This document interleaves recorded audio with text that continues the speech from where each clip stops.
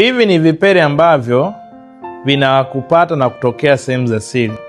Ni vidogodogo, vingi na vinakuwa vigumu. Hiyo ni dalili inayokuonyesha kwamba una maambukizi ya virus wa HPV.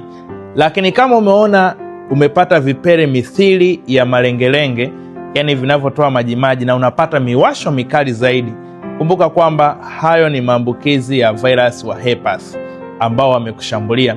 Kwa hiyo unapogundua na kuona tayari una changamoto hiyo, wala hamna haja ya kujificha.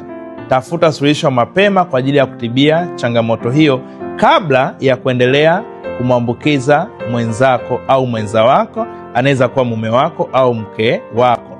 Kumbuka kwamba kama utachelewa kutibia changamoto hiyo, maana yake inaweza kupelekea upate madhara makubwa zaidi. Sasa mara unapoona umepata vipele vidogo vidogo, kilianza kimoja viwili vinazidi kuongezeka, au umepata vipele mithili ya malengelenge, usipuzie. Chukua namba zangu kwenye profile tuwasiliane, ni kushauri zaidi namna ambavyo unaweza kutibia changamoto yako. Afya yako ni furaha yako.